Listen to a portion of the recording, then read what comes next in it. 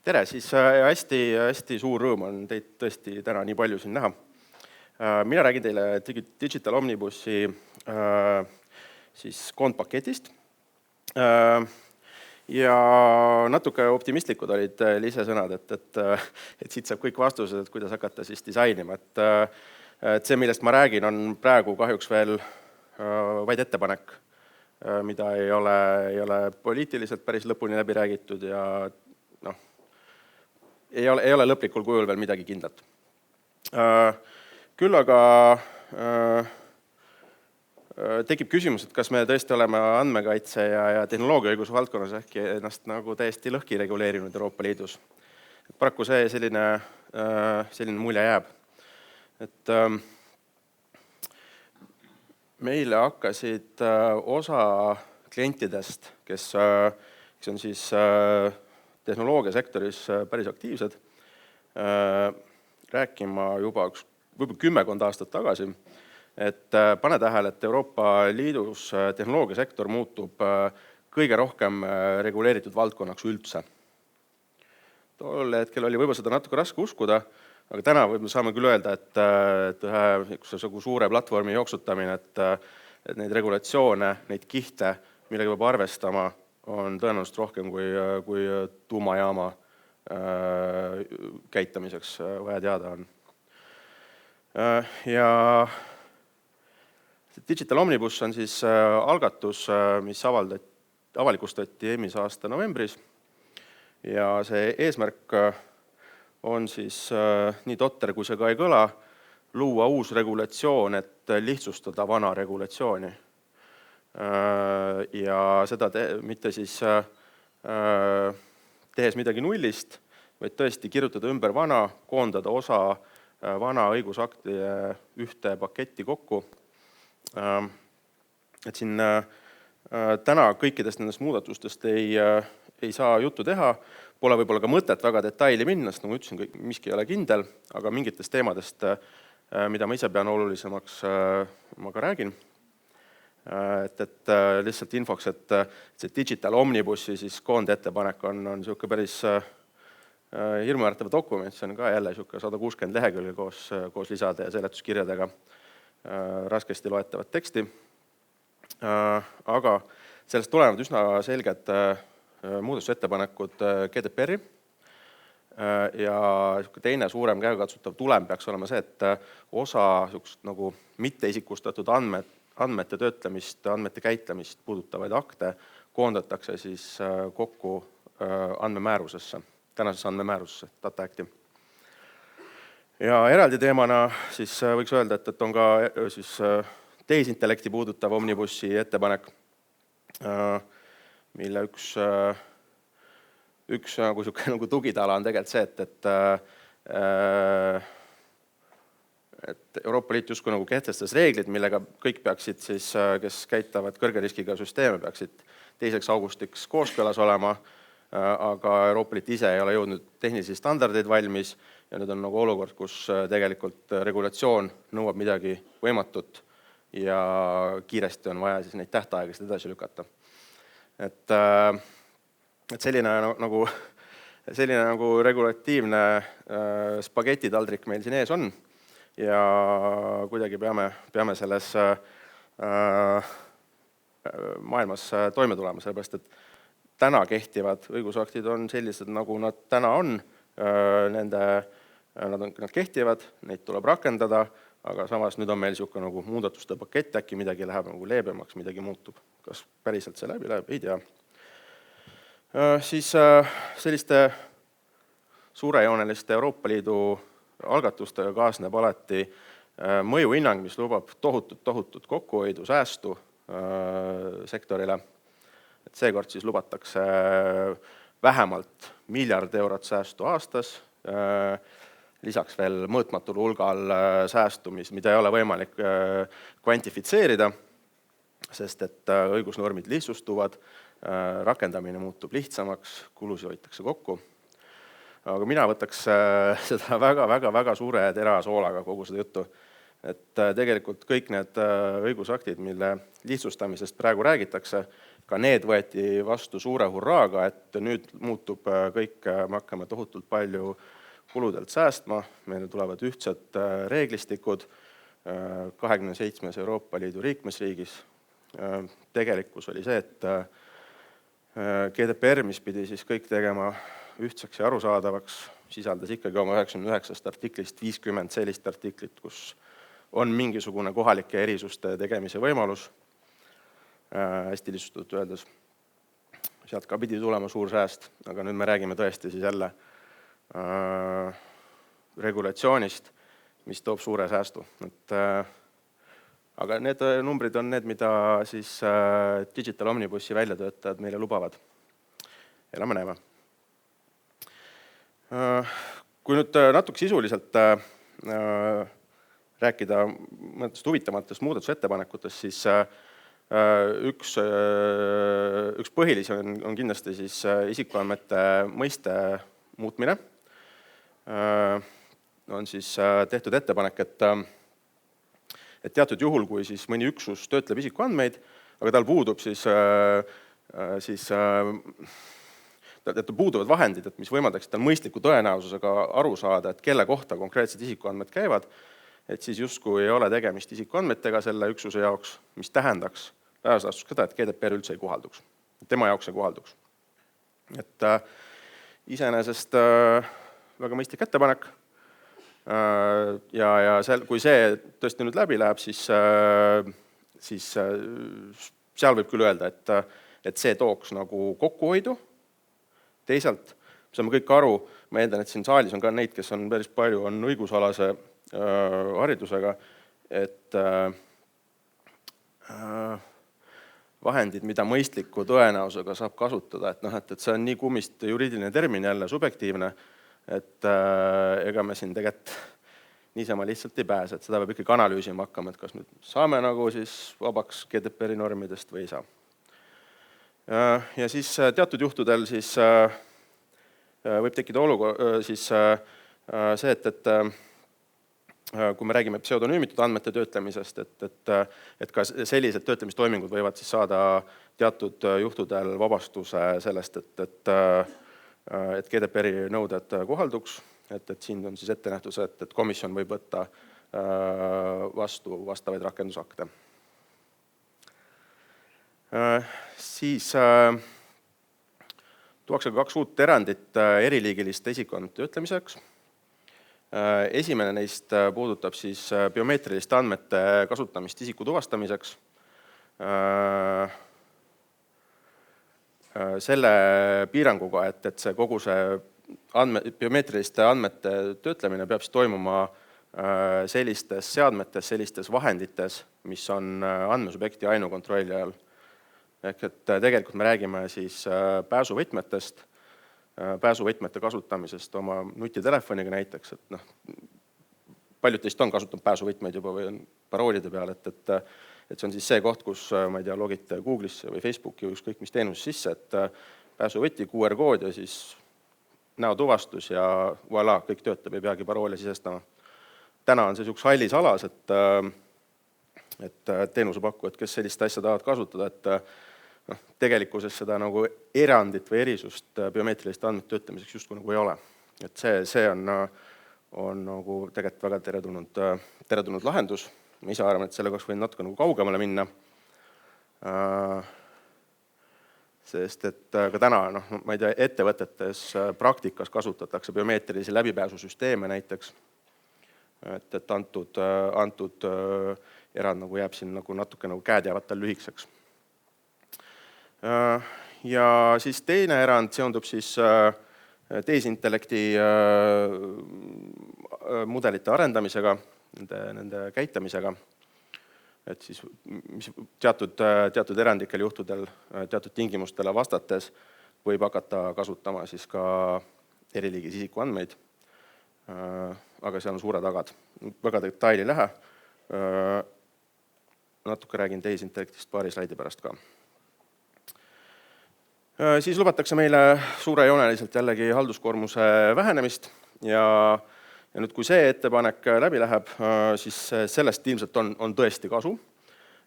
Nimelt on tehtud ettepanek, et kõiksugused rikkumist puudutavad teavitused, on selleks siis isikuandmete kaitsealane rikkumine, on selleks siis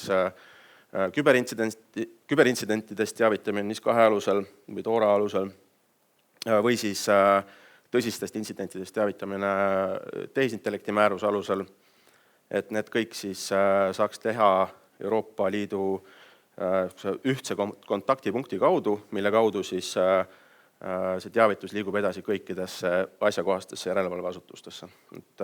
Selle asemel, et igas liikmesriigis erinevatele järelevalveasutustele hakata tegema teavitusi, saab teha ühe teavituse ühtse kontaktipunkti kaudu ja see tegelikult peaks oluliselt lihtsustama sellist nagu teavitustega seonduvat asjaajamist. Ja lisaks siis pikendatakse teavituse tegemise esmast perioodi. Täna siis GDPR-is 72 tundi, et see pikeneb näiteks siis 96 tunni peale. Miks see ajapikendus teadupärast annab ka säästu, et mida kiiremini on vaja sul abi kaasata, seda kallim ja kulukam see tavaliselt on, et ka siin see lisa 24 tundi võib anda mingisuguse täiendava säästu. Ja siis peaks tekkima ka nagu natuke selgemad reeglid andmesubjekti taotlustele vastamiseks, et tullakse tagasi juurte juurde selle koha pealt, et enne GDPR-i oli nagu justkui nagu arusaam, et andmesubjekt saab kasutada oma õigust isikuandmete ligipääsuks selleks, et kontrollida seda, et kas tema andmeid töödeldakse õiguspäraselt.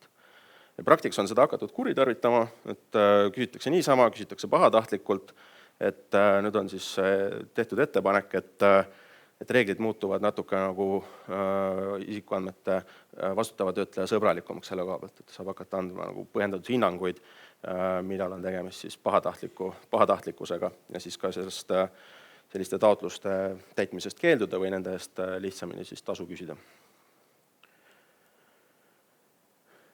Siis tulevad uued suhkused, nagu mainisin, eriliigilist isikuandmete töötlemise puhul erandit, aga täiesti selgelt tuleb siis uus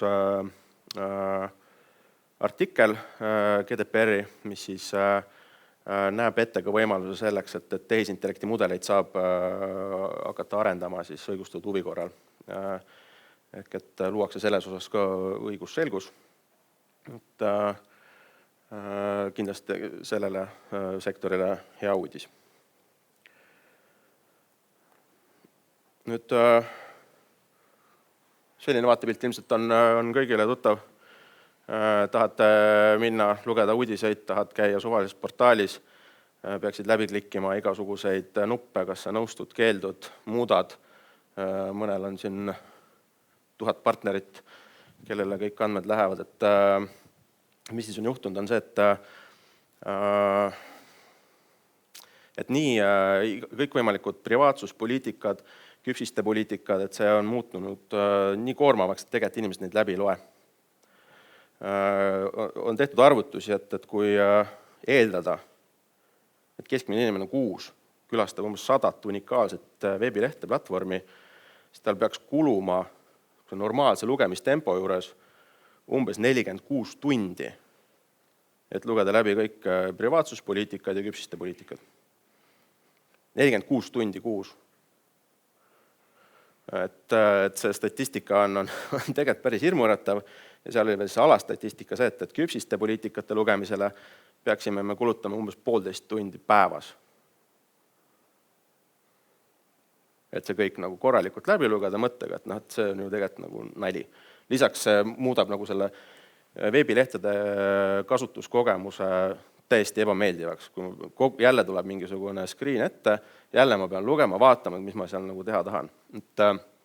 Et siin lubatakse meil siis ka nagu nende reeglite lihtsustumist, et tegelikult peaks saama siis tulevikus niimoodi teha, et ma määran brauseris ette ära, millega ma olen nõus, millega ma ei ole, ja sellist nagu koormavat jama, nagu me praegu näeme, et see loodetavasti kaob ära. Kõikide uuendustega Euroopa Liidus on on alati ka teatud nagu vastuseis, mis on arusaadav. Meil ongi erinevate huvidega huvigrupid. Ja siis põhiline nagu tees on siis see, et kui me nüüd hakkame isikuandmete kaitsealaseid reegleid lihtsustama, et kas me siis kaotame sellega kuidagi nagu kaitsetaset. Siin on juba nii Euroopa Andmekaitse Nõukogu, Euroopa Andmekaitse Inspektorat on kõik juba sõna võtnud, ja AKI ka muide, mis ma ise siin räägin, lugega. Nii nagu see süntaks läheb, jube tore, et me lihtsustamine on hästi vajalik, see on majandusele vajalik ja siis tuleb but, however. Jah, tehke, aga minu natukene nagu naiivne hing julgeb arvata, et me päris nagu sellisel kujul neid muudatusi, millest ma rääkisin, ei näe. Kui meenutame GDPR-i sündimislugu, siis kõiki neid teemasid arutati väga pikalt. Meil on erinevad kultuurid 27 liikmesriigis ja täna sealt nagu mingi jupi kaupa hakata asju lihtsustama, ma arvan, et see ei õnnestu. Ma ise arvan, et meil on natuke nagu jõulisemat reformi selles valdkonnas vaja. Ühesõnaga, võttes teema kokku, Digital Omnibus, sellega kaasnevad muudatused, väga hea, õige suund. Meil on vaja digiregulatsioone lihtsustada, et olla siin planeedil Maa kuidagigi relevantne selles valdkonnas ka edaspidi, et võimaldada Euroopa Liidus asuvatel ettevõtjatel tegeleda innovatsiooniga maailmatasemel, ilma neid siis kohalike reeglitega koormamata. Ja kui ma seda ettekannet ettevalmistas, tekkis ka see tunne, et kas me tõesti nagu oleme nüüd nagu teinud liiga vähe, natuke liiga hilja ja kõike seda liiga aeglaselt. Ja kõhutunne ütleb, et jah, nii see kahjuks on.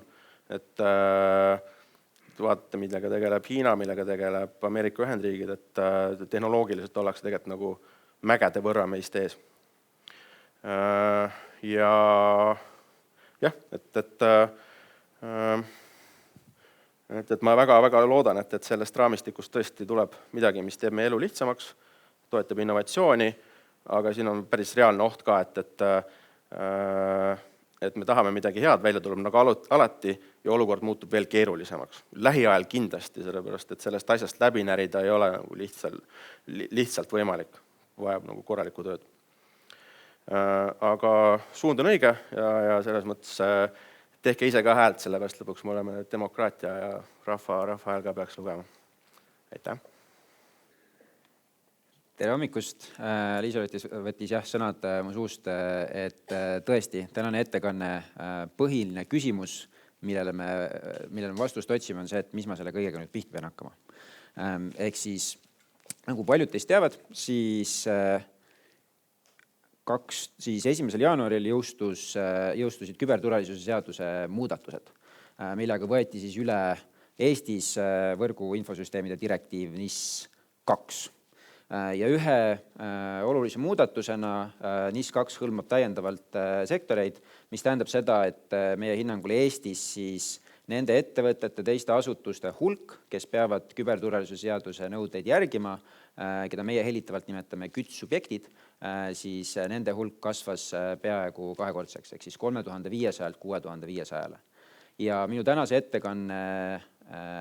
ettekanne on suunatud just nendele, circa 6000 ettevõttele ja eriti siis nendele 3000 uuele, kes alles hakkavad mõtlema, et mis loom see küberturvalisuse seadus, ehk siis meie lühendina küts on ja kuidas seda süüa.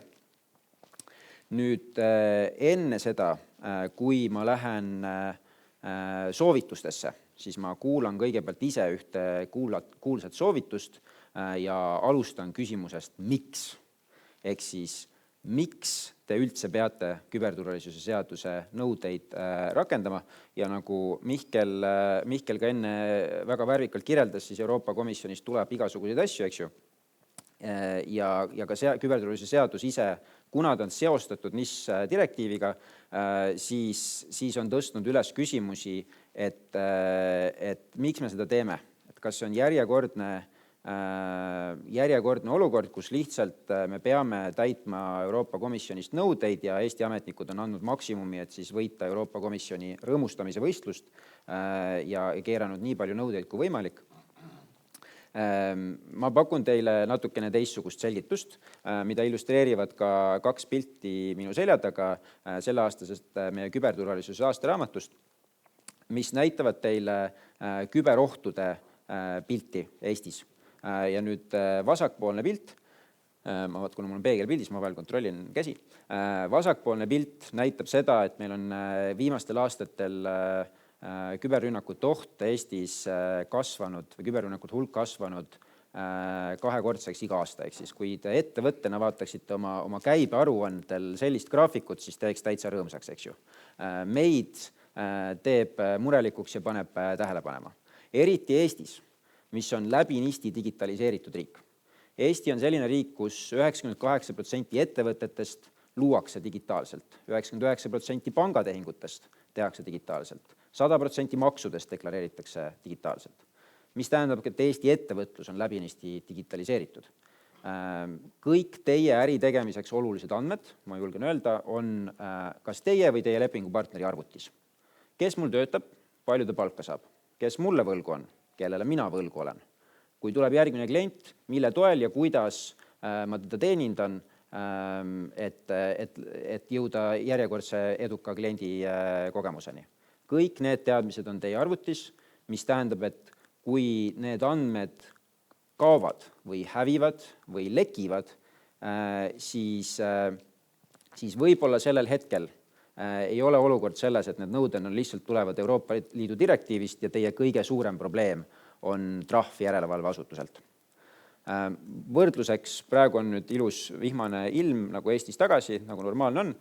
Mõned nädalad tagasi me kõik olime Eesti talves.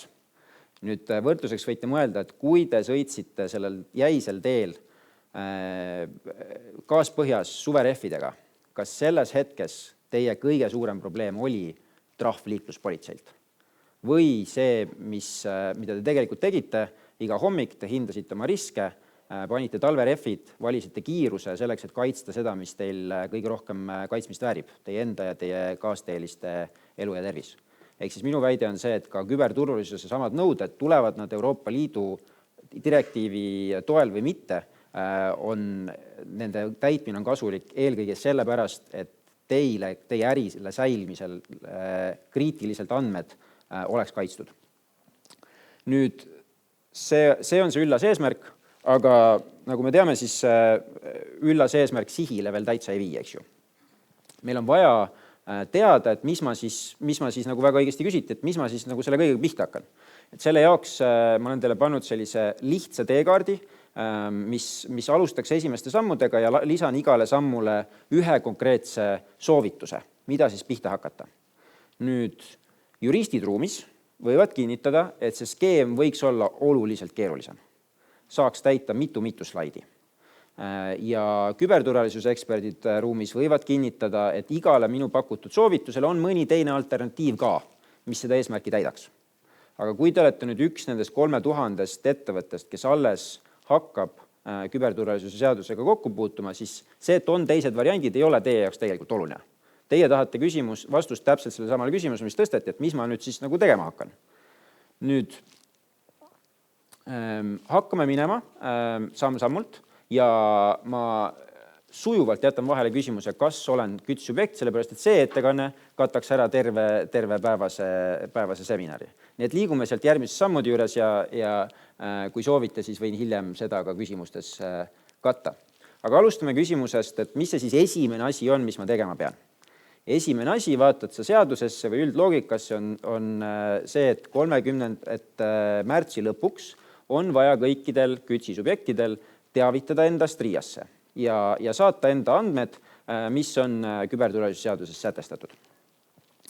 Nüüd seda saab teha konkreetse siis soovitusena, kuidas ma seda teen, kui te lähete Eesti e-portaali, logite sisse ettevõtja vaates, siis ettevõtte vähemalt ametlikul esindajal peaks, kes sinna ettevõtte vaatele sisse saab, avaneb võimalus teha e-teenuste vaates, küberturvalisuse alavaates siis teavitus. Ehk siis selles samas Eesti e-portaalis, mida te tõenäoliselt olete juba palju kasutanud, saate kõik oma andmed vastavalt küsimustele ära saata, teate, et need kindlalt kohale jõuavad. Nüüd nii lihtne ongi. Üks asi, mis igaks juhuks rõhutan, praegu on veel umbes 2 nädalat läinud, kui nüüd juhtub, et keegi teist, kes siin saalis on või keegi, kes vaatab seda ettekannet hiljem videost, avastab pärast märtsi lõppu, et oi, ma tegelikult olen KÜTS-i subjekt, see sektor, minu sektor on ka hõlmatud, ma peaksin ka teavituse tegema, aga kuupäev sai mööda ja seadus ju käskis, et mis siis nüüd on? Kas on niimoodi, et ma teen teavituse ära ja kohe saan vastu näppe? Siin ma võin meie poolt siis omavahel saladusena, hoiame seda omavahel, jagada, et RIA järelevalve teeb menetlusi olulisuse põhjal ja kui te teavitate mõnevõrra hiljem, teete selle seaduspärase sammu lihtsalt mõnevõrra hiljem, siis teie ei ole prioriteet. Ehk siis pigem soovitusena on see, et tehke see teavitus ära, teiega ei juhtu midagi halba. Mis võib juhtuda, on midagi head. Sellepärast, et RIA poolt, kuidas me läheneme küberturvalisusele, me läheneme tervikpaketiga. Me alustame tegelikult juba noortest haridusest pihta ja ettevõtete poolt. Jah, muidugi me järgime, et nõudeid täidetakse, sellepärast, et seda lisamotivatsiooni on vaja, aga me ka toetame, nõustame kuni selleni, et osadele teeme ka ise tellime turvateste, ehk siis toetame ettevõtteid oma enda küberturvalisuse tagamisel. Kuna me teeme seda tööd maksurahast, pakume neid teenuseid ja kuna tegelikult Eestis erasektoris on ka väga palju häid lahendusi, kuidas küberturvalisust tõsta, siis me vaatame üsna kitsalt, keda me toetada saame. Ja need, keda me toetada saame, on valdavalt KÜTS-i subjektid. Ehk siis see teavitus aitab teid saada meie igas mõttes kliendi nimekirja ja tõstab võimalust saada selles osas toetust. Nüüd järgmine samm. Ja siis ma tulen siit teest ära, et oleks niimoodi samm-sammult järgitav. Järgmine samm, NIS2 näeb ette ühe konkreetse uue ootusena, et küberturvalisus ei oleks enam nii-öelda patsiga poiste mure viimasel keldrikorrusel, vaid et küberturvalisus on juhtkonna tasandil küsimus. Et turvameetmed kiidetakse heaks, jälgitakse juhtkonna tasandil ja seeläbi ka määratakse üks juhatuse liige, kes vastutab siis nende nõuete täitmise eest. Nüüd juhatuse liikmed vastutama on harjunud, see ei ole midagi uut. Aga küsimus võib tekkida, et kuidas ma siis seda teen ja kuidas ma täidan konkreetset kohustust, mis on nii NIS2 kui seaduses, et ma pean koolituse läbima. Ja selle jaoks kindlasti on turul palju erinevaid koolituslahendusi. Te saate nende vahel valida esimese praktilise soovitusena, kui te vaatate seaduse seletuskirja, seal on toodud võimalikud õpiväljundid selle koolitusel. Te saate võrrelda, et kas see koolitus, mida ma praegu turul vaatan, kas see täidab need nõuded. Või veel lihtsam, saate minna Digiriigi akadeemiasse, kus on kõigile kättesaadavad tasuta koolitused, millest üks on infoturbest juhtidele ja saate selle läbida. Ja seeläbi saate selle koolituse sammu ära täita. Nüüd järgmine samm ja võib öelda, et on võib-olla tehniliselt kõige keerulisem on see, kus te hakkate päriselt riske hindama, meetmeid rakendama selleks, et oma küberturvalisuse taset tõsta. Ja see läheb nüüd õigusakti tasandilt sinna standardi tasandile. Ja standardiks teil on suures plaanis 2 valikut. Te saate küll rakendada rahvusvahelist standardit ISO 27001, aga meie RIA poolt soovitame kasutada Eesti infoturbe standardit.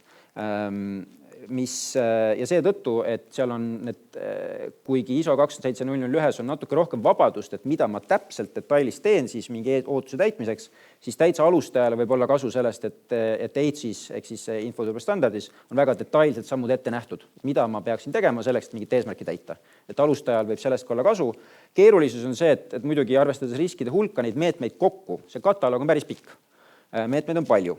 Ja seal teid aitab siis selline asi nagu EITSi tugirakendus, mida meie hellitavalt nimetame võluriks, sest meil peab kõige jaoks olema oma nimi. Ja te saate RIA veebilehelt, parempoolne pilt näitab siin ka seda veebilehe aadressi, saate selle üles leida, kas alla laadida või brauserist kasutada, mis aitab teil siis välja valida need detailsemad sammud, mis teie peaks täitma. Ja lisaks Ma rõhutan siinkohal üle, et koos KÜTS-i uuendamisega tehti Eesti küberturvalisuse nõuetes veel üks muudatus. Aru saades, et küberturvalisuse valdkond on keeruline ja organisatsioonide võimekused on erinevad, siis loodi selline lihtsustatud turvameetmete pakett, mis õigusakt nimetab esmasteks turvameetmeteks ja meie nimetame väike EITS ehk siis VEITS. Ja need on valitsuse määrusega number 121 heaks kiidetud, mis tähendab, et kui teie ettevõte on alla 50 töötajaga või organisatsioon, siis tasub minna vaatama, kontrollida üle, et äkki mina pean neid esmaseid turvameetmeid ainult täitma ja nende täitmiseks, kuidas päriselt seda siis teha, saate vaadata samamoodi sinna EITS-u portaali, seal on esmaste turvameetmete KKK, mis vastab levinumaid küsimusi ja aitab teid samamoodi järjele. Ja nüüd viimase küsimusena, mis siis saab, kui juhtub midagi hullu? Keegi tuleb mulle süsteemi sisse, krüpteerib mulle andmed ära, juhtub midagi paljudest muudest asjadest, mis arvutitega juhtuda saab. Nüüd selles olukorras ma esimesena ütlen ära, et meelest ei läheks. Selleks, et pilt oleks lihtne ja mahuks slaidil ära, kast ütleb lihtsalt teavita RIA-t. Et ei tekiks segadust reaalsuses, kui teid tabab küberintsident, siis esmane lahendaja olete ikkagi teie ise. Et te võite mõelda pigem nagu arsti juurde minekust, et arst saab anda ravimeid, vajadusel teha operatsiooni, aga et see, et te terveks saaks, see on ikkagi sõltub teist endast. Keegi arst ei saa teie eest ära ravida, eks ju. RIA küberintsidentide käitlemise osakond, ehk CERT-i tööpõhimõte on samamoodi. Teil on ühelt poolt seaduslik kohustus, aga teiselt poolt ka nagu teie huvides on teavitada olulistest intsidentidest, teha seda praktilise soovitusena kas e-aadressil cert@cert.ee või siis minnes CERT-i küberintsidendi teavitusvormile, raport cert.ee ja see info jõuab meile ja me saame esiteks vajadusel teid toetada ja teiseks saame tagada, et teist ei saaks epitsentrit järgmisele ajalehe veergusid täitvale küberintsidendile Eestis. Aga nagu ma alguses ütlesin, siis see on tugiressurss. Te peate ise olema valmis oma intsidenti lahendama. Me soovitame teil üles kirjutada vähemalt esimesed sammud. Kirjutage üles, kes teist võtab ühendust CERT-iga, mis on need esimesed sammud, mis te teete, et oleks valmis. Et kui te köögis kätte lõikate ja helistate kiirabisse, et endale appi tulla, siis te ka ei jää köögis ootama, et tuleks keegi ja paneks mulle plaastri peale, vaid te tegelete ise oma intsidendiga. Lihtsalt te teate, et on abiressurss olemas ja saate kasutada seda teavitusvormi. Ja see võtab lühidalt kokku need sammud, mis te teha võite koos soovitustega. Veel kord, see skeem võiks olla oluliselt keerulisem, aga hakkame lihtsast asjast pihta. Ka talvisel teel sõites võib juhtuda valesti 1000+1 asja, aga tegelikult me hindame oma riske kõik ju igal hommikul, kui me liiklusesse lähme, me võtame mingid meetmed kõik selleks, et neid riske maandada ja küberturvalisus sellest vaatest on samasugune. Kui kellelgi nüüd selle põhjalt tekib veel täiendavaid küsimusi, siis hea meelega vastan, aga muidu soovin teile toredat teekonda küberturvalisusel. Tere hommikust ka minu poolt. Mina olen siis teie viimane katsumus enne seda kohvipausi. Ja ma mõtlesin, mida ma teile räägin. Et ma mõtlesin, et ma ei räägi nii väga sellest seadusest või siis nendest tähtaegadest, mida me juba kuulsime, mis võivad muutuda, eks. Aga ma mõtlesin, et ma püüan anda edasi seda pisut strateegilisemat ja praktilisemat pilti, siis mida me õigusnõustajatena näeme, kui toimub üks küberintsident. Sest alustuseks, kui mõelda valdkonna arengutele, siis veel mõned aastad tagasi me kõik rääkisime ikkagi GDPR-ist. Ja GDPR-ist me rääkisime eelkõige trahvide tõttu. Et olgem ausad, tihti paljud ettevõtted, see nagu käima panev jõud, tegutsema panev jõud GDPR-i puhul olid just trahvid ja just see nii-öelda kartus nende trahvide ees. Aga täna on tegelikult see pilt märgatavalt muutunud, et fookus on selgelt liikunud küberturvalisusele ja küberkerksusele. Ehk siis ühe organisatsiooni võimekusele ka küberrünnaku situatsioonis enda tegevusega jätkata. Ühelt poolt seda tõukavad erinevad õigusaktid, NIS 2, mis meil on KÜTS-i üle võetud, eks, GDPR, DORA, aga tegelikult ettevõtetel endal on ka see motivatsioon olemas. Et kohtusin eelmise aasta lõpus ühe ettevõttega, uurisime, kuidas me saame neid strateegiliselt aidata ja nad vist 4-5 korda selle kohtumise ajal nad kordasid, et meie fookus number 1 järgmine aasta on turvalisus, füüsiline turvalisus, küberturvalisus. Ehk siis meie mänguväli on muutunud, kuskile GDPR ei ole kuskile kadunud, aga küberturvalisus on kindlasti tulnud selleks, et jääda, muutunud vähemalt sama oluliseks kui isegi mitte olulisemaks kui andmekaitse regulatsioonid. Nüüd, kui me vaatame, mis need õiguslikud riskid üldse kaasnevad ühe küberintsidendi toimumisega? Okei, esiteks muidugi trahvid ja erinevad nõuded, eks. Nõuded võivad tuleneda andmesubjektidelt, aga muidugi ka järelevalvemeetmed. Eks kõige halvimal juhul, mis võib juhtuda, on see, et teile öeldakse, et te peate enda süsteemi mingiks ajaks kinni panema, sest see on lihtsalt niivõrd ohtlik, eks. Lepingulised nõuded. Ei tasu ära unustada teie enda vastutust, eks. Ja kui te olete näiteks volitatud töötleja, siis tihti teil on ka teavitamiskohustus. Näiteks peate vastutavat töötlejat teavitama, et teil on toimunud üldse intsident. Täna juba katsime natukene juhatuse vastutust, eks, et juhatuse peate määrama enda ettevõttes ühe juhatuse liikme, kes siis küberturve eest vastutab. Kui te seda ei määra, siis vastutavad kõik juhatuse liikmed. Ja tihti asi, mis unustatakse ära, on ka teie intellektuaalne omandi ärisaladused. Näiteks kui toimub lunavararünnak, üsna sage, siis ühelt poolt on see, et te ei pääse enda süsteemidele ligi, te ei saa võib-olla organisatsioonina enda tööd jätkata, aga teiselt poolt see oht, millega tihti ründajad võivad teid survestada, on näiteks see, et me paneme teie andmed müüki ja seal on ühelt poolt isikuandmed, aga ka näiteks teie ärisaladused, teie lähtekood ja võib-olla halvimal juhul nad võivad proovida seda müüa maha näiteks teie konkurentidele. Ja viimaks on sellest ohutegurist endast tulenev risk, ehk siis ründajast tulenev risk. Ühelt poolt on see võimalus, ehk siis siin võib kaaluda tsiviilmenetlusi, kriminaalmenetlusi selle ründaja vastu. Aga teiselt poolt ka näiteks tihti sellise lunavararünnaku puhul võib-olla kõige lihtsam viis see lahendada on lihtsalt see raha ära maksta. Aga siis tuleb arvestada, et kellele te seda makset teete, et mis see rühmitus on. Et seal tuleb ka vähemalt mingi due diligence läbi teha, et te ise ei paneks toime mingit sanktsioonikuritegu näiteks. Nüüd teeme ühe väikse minikaasuse ja ma arvan, et kes tähelepanelikult RIA esindaja seda ettekannet kuulas, siis peaks sellele küsimusele kiiresti vastust teadma küll, et toimub lunavararünnak. Mis on see esimene samm, mida te tavaliselt teete?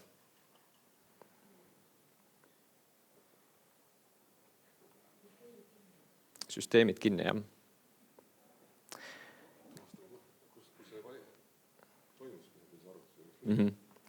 Kõige lihtsam asi, te peate ikkagi vaatama enda poole, ehk siis teil peab olema plaan, ütleme nii, et te peate olema selleks valmis. Ehk siis kõige esimene asi peaks olema see, et teil on olemas mingi kava, mingi plaan, mille järgi tegutseda. See on siis see küberintsidendile reageerimise plaan. Ja seal on kirjas kõik teie regulatiivsed kohustused, kõik erinevad stsenaariumid, mida te hakkate rakendama. Ja siis võib-olla üks asi, mida veel tihti unustatakse ära, on see, et mis iganes te hakkate tegema, panete süsteeme kinni, mida iganes, et tehke seda niimoodi, et te ka tõendeid säilitate ja et te ka enda samme dokumenteerite, sest see on tavaliselt hiljem vajalik näiteks teie kindlustusandjale, kui teil on küberkindlustus, aga ka järelevalveasutustele ja aga ka õiguskaitseasutustele, näiteks kui te teete kuriteo-teate. Nüüd aga lähme selle küberintsidendi elutsükli juurde. Ehk siis kui me laias laastus seda vaatame, siis me saame selle jagada 3. Üks on see riskijuhtimine, valmisolek. See on see, et teil on olemas plaan, te olete enne valmistunud, te teate enda kohustusi. Küberintsidendile reageerimine on see, kus need on need esimesed kriitilised tunnid ja päevad, kus päriselt see mäng lahti läheb. Ja siis 3. on igasugused järeltegevused, et need, mis jäävad siis seal reageerimise etapis tegemata, need on siis järelanalüüsid ja kõik sellised asjad.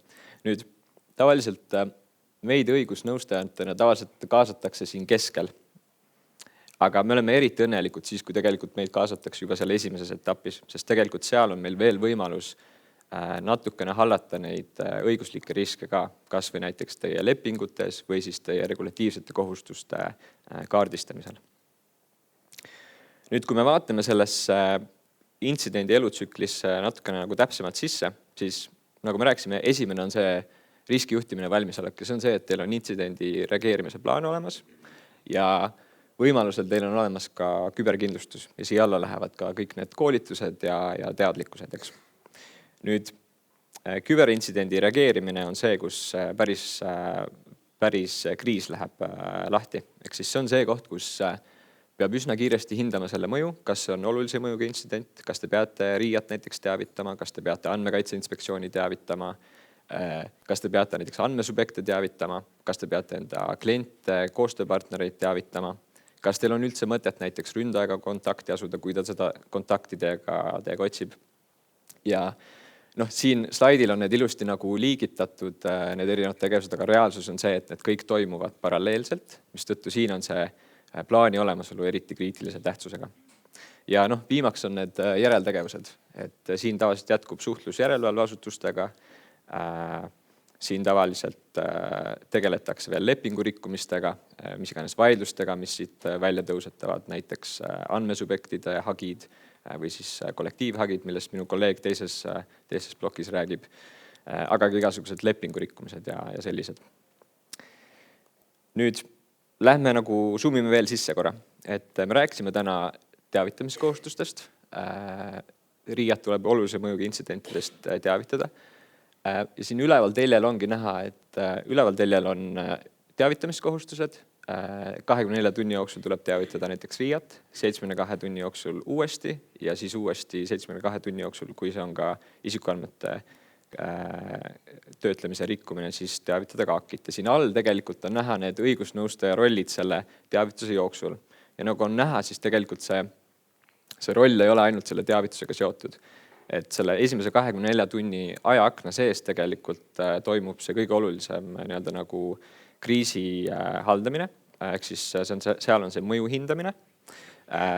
Tuleb kaardistada see, kas te peate kütsi alusel RIA-t teavitama ja siis vajadusel see teavitus ka teha ja siis algab juba näiteks koostööpartnerite kaasamine. Näiteks, kas teil on vaja kaasata tehnilist tuge, kas teie kindlustusandja on vaja kaasata, kui teil on kindlustusandja, kas nad vajavad näiteks forensiks tuge, kas te peate näiteks suhtlema ka meediaga, kas teil on vaja mingit suhtekorraldajat kaasata. Nüüd tavaliselt 72 tunni jooksul on pilt natukene selgem ja siis tänane seadus ütleb seda, et tegelikult sellel hetkel peaks RIA-t uuesti teavitama ja siis 72 tunni jooksul on ka see AKI teavitamise ajaaken. Ja samal ajal tegelikult juba tuleks hinnata seda, kas tuleks näiteks kas teil on mõned lepingulised kohustused, mis ka kohustavad teid näiteks mõnda vastutavat töötlejat teavitama.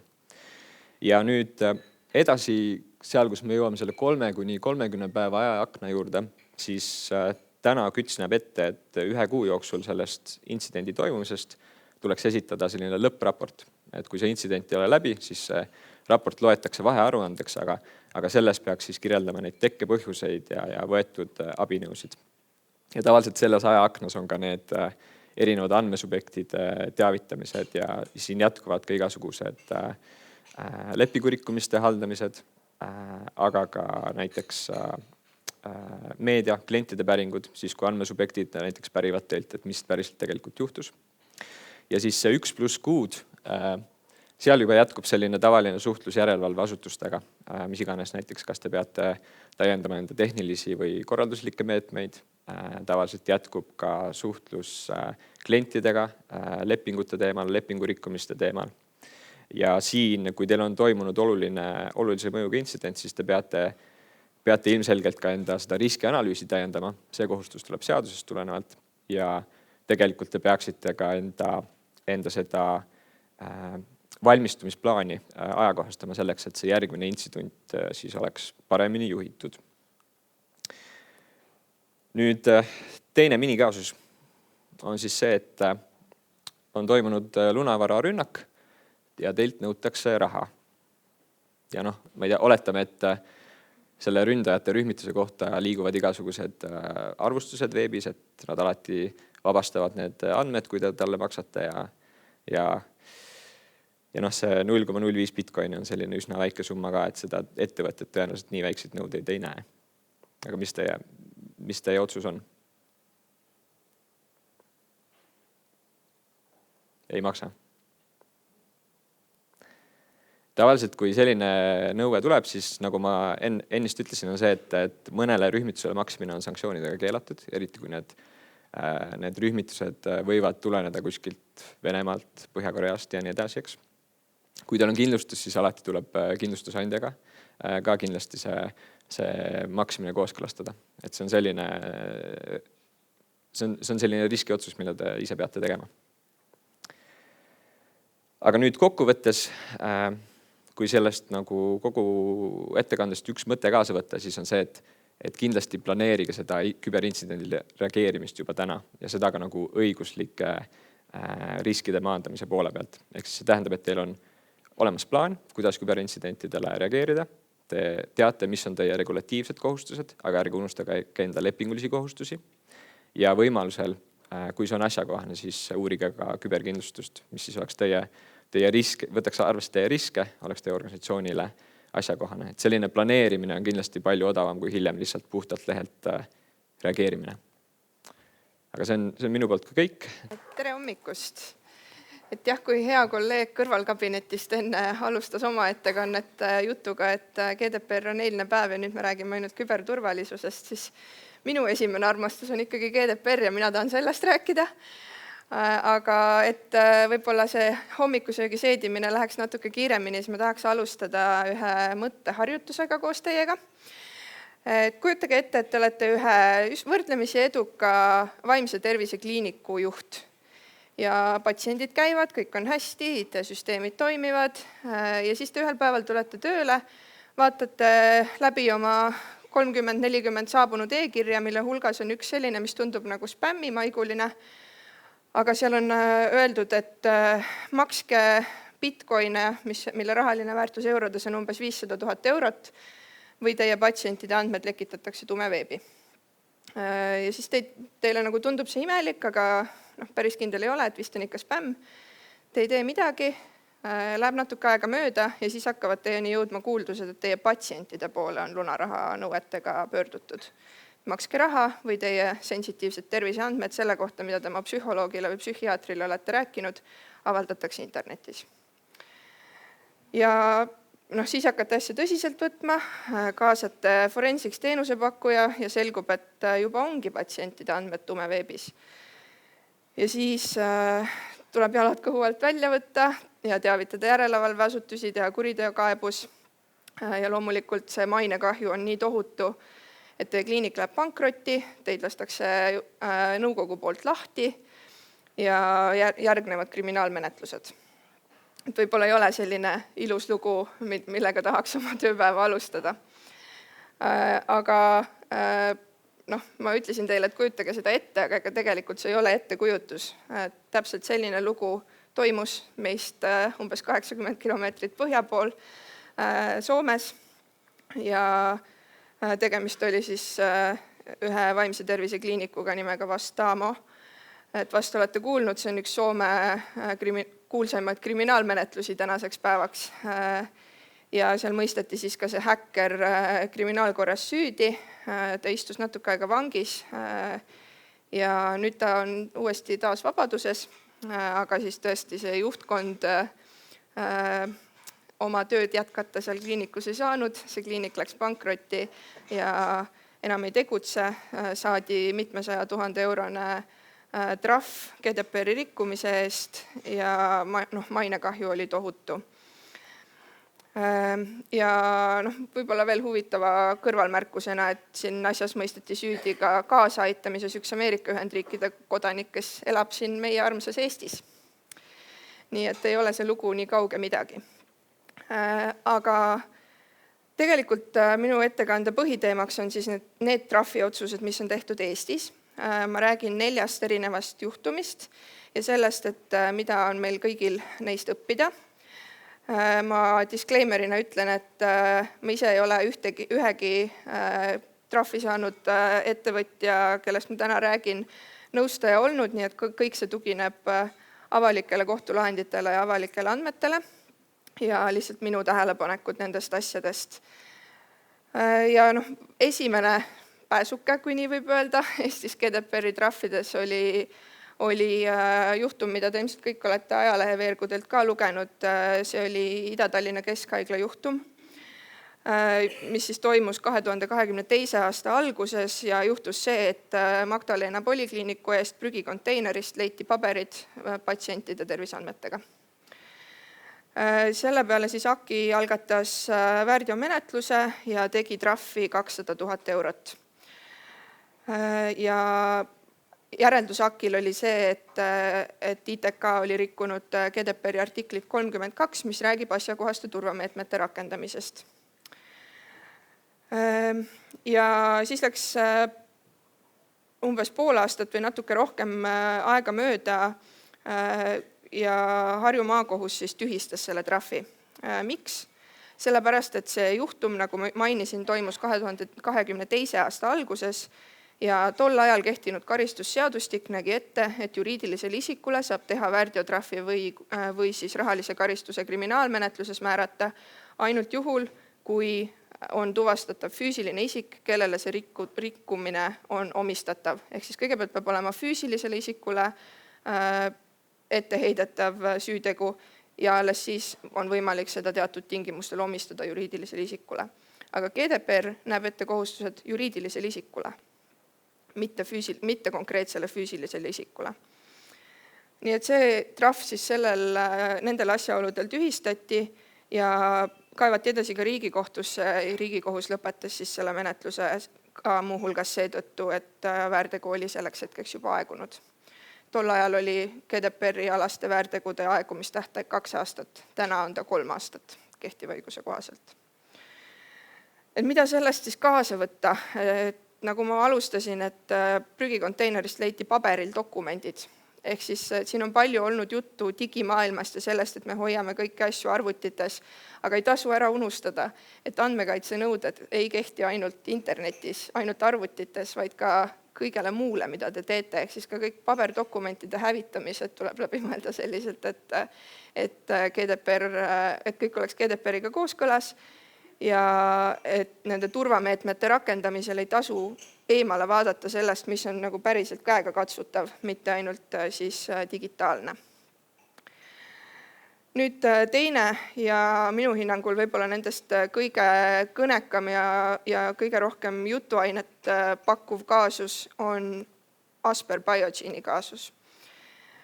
Siin, me jätkame tervishoiusektori lainel, aga see sektor on siis meil see trahvide valdkonnas olnud ka esirinnas, nii et seetõttu see nii on.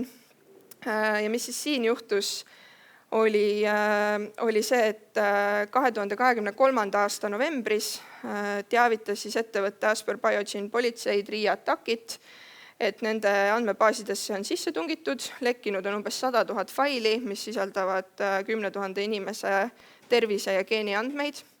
Hiljem selgus, et seal olid näiteks isadustestide andmed, viljakustestide andmed, ehk siis me räägime nagu ülisensitiivsetest andmetest.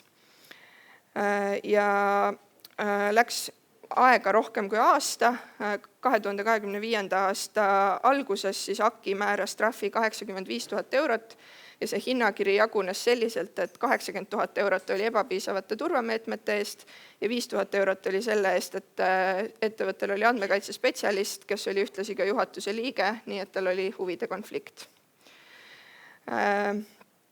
Ja pool aastat hiljem, eelmise aasta suvel, Tartu maakohus tegi otsuse, millega siis 80 000 euro osas trahv tühistati ja samadel põhjustel nagu see ITK trahv, ehk siis see juriidilise isiku vastutuse säte endiselt. Et siin siis see rikkumine toimus millalgi sügisel 2023 ja toona kehtinud reeglid ei võimaldanud juriidilist isikut selliselt trahvida. 5000 euro ulatuses kohus ütles, et jah, rikkumine oli, aga me lõpetame selle asja oportuniteediga, sest et ettevõte on oma järeldused teinud ja igati koostööaldis olnud ja nüüd on määranud siis pädeva andmekaitsespetsialisti. Ja Riigikohus siis ka seda kassatsioonkaebust üldsegi menetlusse ei võtnud ja Tartu Maakohtu otsus jõustus. Siit on tegelikult sellest asjast on minu hinnangul hästi palju huvitavaid asju kaasa võtta. Et esimene teema on näiteks see, et Asper Biogene on põhimõtteliselt geenitestimise ja tervisetestimise ettevõte, kelle kliendid on haiglad. Ehk siis tekib küsimus vastutava volitatud töötleja rollidest. Kes siis tegelikult on vastutav, miks määrati trahv Asper Biogene'ile endale, mitte näiteks haiglale, kes ta kaasas. Ja selles osas see kohtulahend on hästi huvitav lugemine ja võib-olla õpiku näide sellest, et kuidas neid rolle tegelikult tuleb siis määratleda. Ja siin kohus leidis, et Asper Biogene'il mõnede töötlemistoimingute osas oli vastutava töötleja roll, mõnede toimingute osas oli volitatud töötleja roll, aga lõppastmes, kuna see rikkumine oli turvanõuete rikkumine ja asjakohaste turvanõuete tagamine on nii vastutava kui volitatud töötleja kohustus, siis Asper Biogene'ile sai selle trahvi määrata.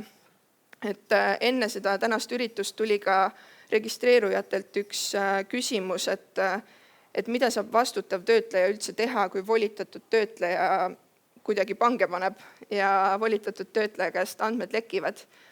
Et siin on palju erinevaid nüansse, mida arvesse võtta, aga lõpuks on see, et turvameetmete tagamine on mõlema kohustus ja vastutava töötleja kohustus on veenduda, et tema volitatud töötlejad on sellised, kes suudavad GDPR-i nõudeid täita. Ehk siis, kui sa seda kontrolli ei ole läbinud, et kes sinu tarneahelas siis andmeid töötlevad ja kuidas nad need kaitsevad, siis sa võid vastutava töötlejana vastutada juba pelgalt selle eest, et sa seda ei kontrollinud. Ja volitatud töötleja iseseisvalt võib vastutada turvameetmete rikkumise eest täpselt samamoodi nagu vastutav töötleja.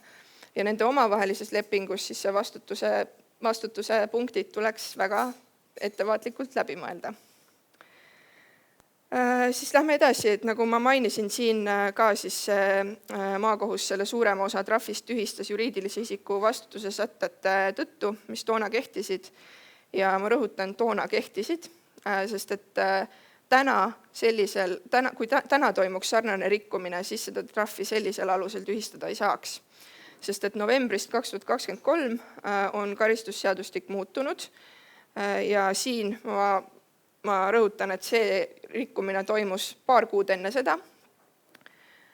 Täna on siis juriidilise isiku karistusõiguslik vastutus reguleeritud selliselt, et juriidiline isik võib vastutada ka siis, kui ei ole seda konkreetset ühte füüsilist isikut võimalik tuvastada, kes rikkumise toime pani, aga on võimalik tuvastada, et juhtorganid on teinud puudulikku järelevalvet, nende sätestatud töökorraldus on puudulik ja ei võimalda siis nõudeid täita.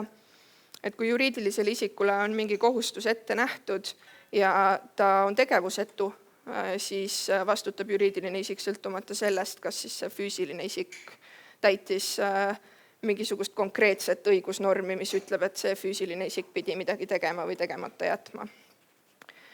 Ehk siis need kaks juhtumit oleks nad juhtunud täna, siis oleks ilmselt see tulemus olnud mõnevõrra teine. Siis kolmas kaasus, kus trahv määrati ja taaskord tühistati, oli Viljandi haigla juhtum. Jällegi ilmselt nagu need eelmised kaks sellised, mida te olete ajaleheveergudelt saanud lugeda, et siin siis juhtus see, et läks kaduma haiglas eriarvestusele kuuluv narkootiline psühhotroopne ravim ja haigla reageeris sellele sellega, et õdedelt ja hooldajatelt paluti uriiniproove, et välistada siis nende seast need võimalikud rikkujad. AKI määras Viljandi haiglale 40 000 eurot trahvi, väites siis, et AKI hinnangul selline töösuhtes antud nõusolek kehtiv ei saa olla, sest et tööandja ja töötaja on omavahel alluvussuhtes ja selline nõusolek ei ole vabatahtlik. Kuid siis, esialgu tunduski ka juristidele kolleegidega arutasime, et tundub suht mustvalge kaasus, et see ei saa ju olla kehtiv nõusolek. Aga Tartu maakohus selle trahvi ikkagi tühistas, sest et ilmselt siis kriminaalmenetlus või väärteomenetluses kogutud tõendite ja ülekuulatud tunnistajate ütluste alusel selgus, et oli tegelikult küll päriselt vabatahtlik ja mitte mingeid negatiivseid tagajärgi nendele töötajatele ei kaasnenud, kui nad oleksid sellest keeldunud. Ja siin ka siis sellepärast see trahv tühistati. Aga siis sellest läks natuke aega mööda ja siis tuli ikkagi eelmise aasta sügise algusest tuli kõige suurem pomm, mis ei ole veel oma lõpplahendust leidnud, 3 miljonit eurot trahv Andmekaitse Inspektsiooni poolt siis Alju-Mupile. Ja ma ei tea, vaadake seda kirja, kui paljud teist siukse kirja said. Jah, ikkagi mõned käed tõusevad, et see on minule saabunud kiri selle kohta, et ka minu andmed siis selles Alju-Mupi ehk siis Apotheka kliendiprogrammist lekkisid. Ja neid inimesi oli enam kui 750 000. Et meid on siin Eestis 1,3 miljonit. Arvutage ise, kui palju siis protsentuaalselt see on. Ja lekkisid siis käsimüügiravimite ja apteegikaupade ostude kohta ajaloolised andmed. Ja nagu ma ütlesin, see asi ei ole oma lõpplahendust leidnud, see trahvi otsus on Harju maakohtusse praegu edasi kaevatud, nii et ma saan tugineda ainult sellele, mis avalikult AKI pressiteadetes on öeldud, aga AKI on siis ette heitnud muuhulgas seda, et selles kliendiprogrammis ei olnud põhimõtteliselt kõige nagu elementaarsemaid turvameetmeid täidetud. Ei olnud 2-astmelist autentimist, administraatori kontosid kasutasid mitu inimest, logisid ei olnud ja varukoopiaid ei olnud krüpteeritud. Ehk siis paistab, elu näitab, mis sealt kohtulahendist välja tuleb ja kas see 3 miljonit eurot trahv jääb püsima või mitte. Aga mida siis sellest kõigest kaasa võtta? Miljoni trahvid pikalt oli selline hirmujutt, aga täna on ta siis päriselt meil reaalsus, et miljoni trahve võidakse ka Eestis määrata.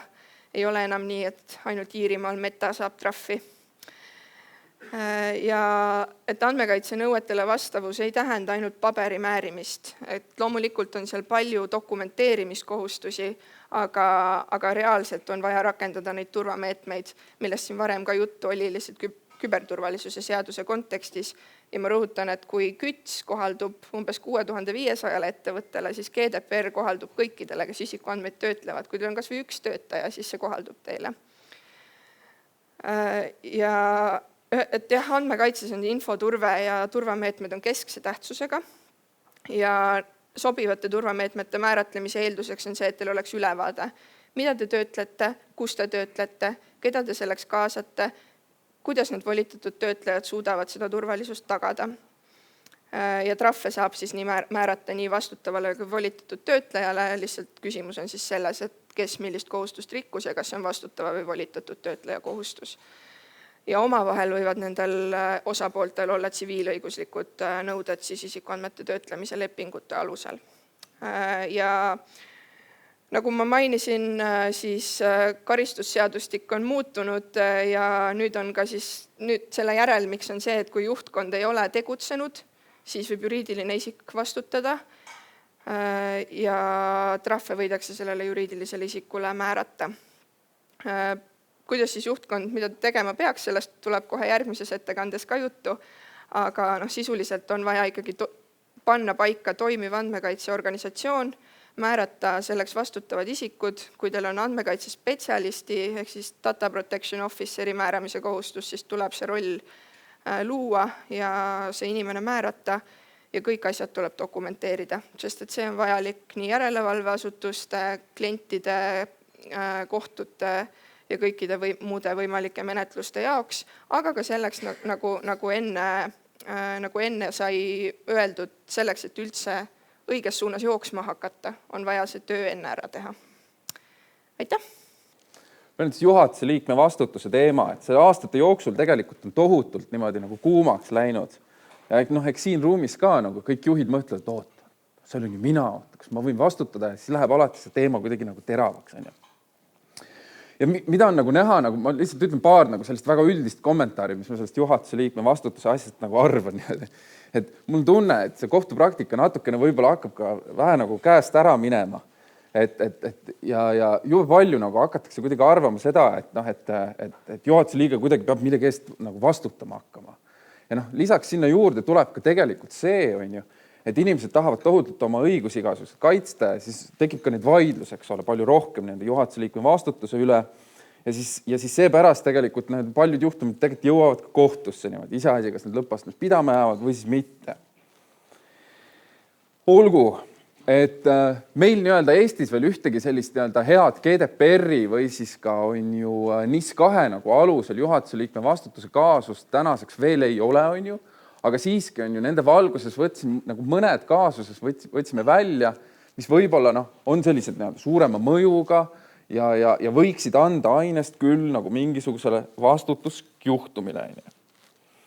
Nüüd esimene nagu juhtum nendest on see Vodafone'i kaasus.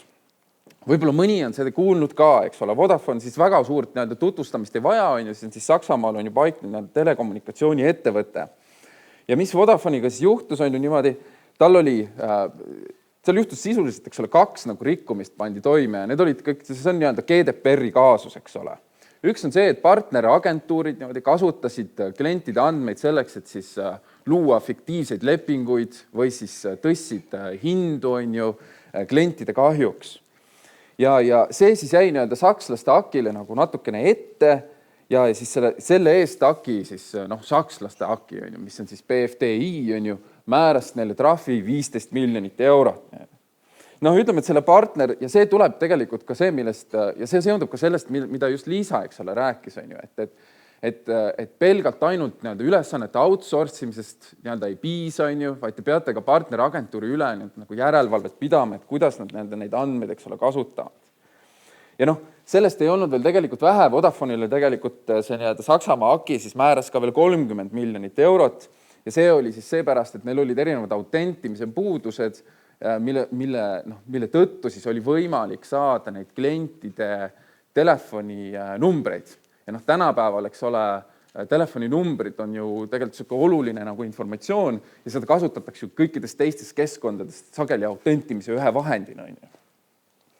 Ja muidugi see ei ole veel kõik, eks ole, et pärast peale nagu seda Vodafone'i kaasust meil on nüüd mõned kaasused veel sellised suuremad olnud, mis seonduvad just küberturbe nagu teemaga.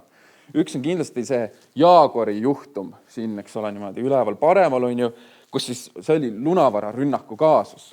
Ja õnnestus tegelikult kogu äritegevus mitmeks päevaks ka seisma panna ja vaadake taoliste ettevõtete puhul on ju, mis see kahju ulatus, 1,9 miljardit eurot. Tagatipuks, eks ole, neil tegelikult ei olnud kindlustust ka tol hetkel. Et see veel ei ole kõik, on ju. Siis on meil Marks & Spenceri kaasus, mis oli ka päris valus kaasus, on ju, uuesti lunavara intsident. Ja seal täpsemalt see social engineering lunavara rünnak, on ju. Ja mõju 300 miljonit, on ju, aga see oli ainult üks osa sellest nagu kahjust, mis neil tekkis. Lisaks tegelikult aktsia väärtus ka langes 500 miljardit, on ju. Nii, Marks & Spenceril oli küll ka kindlustus iseenesest olemas, aga see oli 100 miljonit, on ju. Tolles hetkes, mingi abi oli, on ju, aga päris kõiki ka ei aidanud.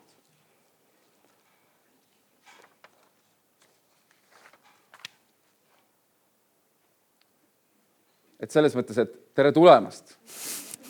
Et see ongi see julge uus maailm, kus me nüüd niimoodi oleme. Kõik vastutavad ja kõik vaidlevad.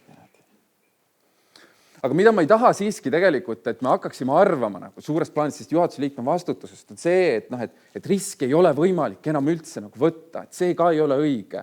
Ja sellist positsiooni ma ka kindlasti ei tahaks, et me hakkaksime täna, eks ole, nagu arvama, et nii on. Tegelikult ettevõtja on ikkagist võimalik veel olla. Ja kui me täna räägime nagu selles mõttes kogu sellest juhatuse liikme nagu vastutusest, on ju, ja see GDPR-ist ja NIS2-st ja sealt tulevad igasugused neid tingimusi ja nõuded ja värki-särki, on ju. Aga selle taust, nagu, mille järgi nii-öelda, nagu, mis see raamistik on, mille järgi me hindame, kas juhtorgani liige vastutab või mitte, on see nii-öelda korraliku ettevõtja hoolsus. Et kas sa oled korralik? Oled sa korralik ettevõtja? Ja muidugi alati on küsimus, mida see tähendab korraliku ettevõtja hoolsus, eks ole. Ja tähendab niimoodi, et oled heas usus, ka täpselt niisugune mõiste, et no okei, mida see tähendab, eks ole. Heas usus, lojaalne. No ütleme, kui see lihtne, kui sa vara kantima hakkad, siis sa ei ole heausklik ka, eks ole, lojaalne. Ei võta ülemäärast riski. Minu meelest see on see kõige tegelikult osa, mille osas mul on nagu kõige rohkem kriitikat muidugi, aga ühesõnaga ei võta ülemäärast riski. Põhjendatud, kaalutletud otsused, eks ole. Aga mis ma tahaks kindlasti öelda, on see, et iga seadmepügala nagu eiramise eest ka ei järgne tingimata vastutust, eks ole. Ja iga kord siis, kui mingisuguse otsustuse tagajärjega kahju tekib, ei tähenda ka seda, et te kohe automaatselt vastutate, vaid meil tuleb iga kord vaadata seda, et kas selles ajas ja ruumis, kus te parajasti olite ning nende võimaluste juures, kus te olite, kas te andsite nii-öelda endast parima. Teiselt poolt, eks ole, on alati see risk, on see tagantjärele tarkuse risk. Kõik need juhtorgani liikme vastutuse kaasused, need on kõik tagantjärele tarkuse risk. Keegi ütleb, et näed, oleksid võinud teha üht või teistmoodi. Võt, nende tagantjärele tarkadega me siis võitlemegi kohtus. Nii, aga suures plaanis, eks ole, mida me siiski näeme, on ju GDPR, eks ole, NIS2, nad teatud määral ikkagi loovad seda standardit, on ju, et mis on siis see korralik, on ju, korralik ettevõtja, kuidas ta peab tegutsema. Muidugi see, eks ole, millised need abinõud on ju täpselt peaksid olema. Nüüd on ju, need normistikud või regulatsioonid ka ei ole alati, eks ole, ülitäpselt selles osas, et okei, mis need abinõud siis on, kui palju ma neid rakendama pean, eks ole, millises ulatuses need ei ole ka nii ülitäpsed, eks ole, sellepärast, et on jäetud selline lõtk, on ju, mis on sõltuv natukene ka ettevõttest, on ju, milline on teie avatus riskile, millistele riskidele ja nii edasi. Aga lihtsalt üks väga suur oluline asi, mida ma sealt kindlustuse juures ka räägin, kõigil viimane slaid on kindlustus ka, on see tõendamiskoormise teema. Et mõnikord arvatakse, et üldjuhul on niimoodi, kui kohtusse minnakse, eks ole, siis hageja peab tõendama nõuda. Kui te olete juhtorgani liige, siis te olete niimoodi, et okei, aga tema peab ju tõendama, et mina rikkusin. Tegelikult ei ole. Seal on see, et te peate tõendama, et te tegutsesite korraliku ettevõtjana. Ja seal tekib see olukord, kus te peate hakkama tõendama seda, et näed, et ma ehitasin üles kõik süsteemid, panin sinna juhtima õiged inimesed, sobivate CV-dega ja nii edasi. Ja see tõendamisprotsess on tegelikult päris koormav protsess. Ja nii ongi. Ja siin kunagi oli üks saade, või sari, eks ole, USA sari, et kuidas pääseda mõrvast. Albert, see on väga sari. Kuidas pääseda vastutusest? Ma ei räägi mitte sellest ainult, et kuidas pääseda vastutusest, tere hommikust ka, vaid et jätkata seda sama sõnumit, mida Markus ütles, et vaatamata sellele, et iga kvartal loeme lehest järjekordse erikontrolli kohta või mõne juhatuse liikme vastutuse kaasusest, siis Eestis on veel võimalik siiski äri ajada, on võimalik ka riske võtta ja me püüame anda teile siis seda eelnevaid presentatsioone ka kombineerides sellise lihtsa retsepti, mis on need põhiasjad, mida peab järgima selleks, et teil oleks mõistlik riske võtta. Tõsi, seadus on väga üldine, kui me alustame tõesti korraliku ettevõtja hooldusest, see on äriseadustikus üks paragrahv. Ja Markus ka natukene täpsemalt siis tõi välja, et mis selle sisu on, et ei tohi võtta näiteks põhjendamatuid riske, aga üks säte on veel äriseadustikus, mis puudutab ka kõiki teid, kes te lähete KÜTSi või GDPR-i alla, on siis selline, et on eraldi norm, mis ütleb, et juhatus peab tagama siis sisekontrolli meetmete olemasolu selleks, et avastada võimalikult vara siis ühingu tegevust kahjustavaid siis tegureid.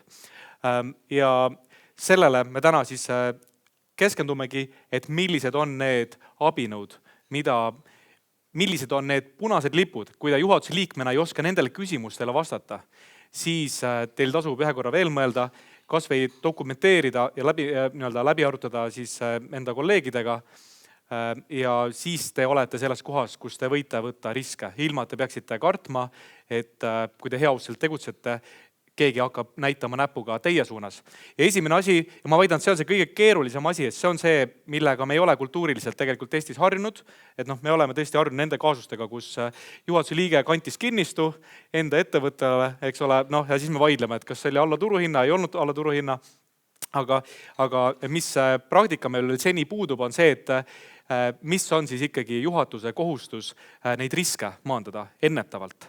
Isegi kui hiljem näiteks juhtub siis mingisugune intsident, kus ei ole kuidagi tuvastatav, et juhatuse liige oleks pahatahtlikult sellele kaasa aidanud, aga siis tekib küsimus võlausaldajatel, investoritel, mõnikord riigil, karistusasutustel, et mida see juhatuse liige oleks pidanud teisiti tegema ja tegelikult selle slaidi siin osas viitan Lauri varasemale siis sõnumile, kus ütles, et need riskid ei tohi jääda patsiga IT-poisi siis lauasahtlisse.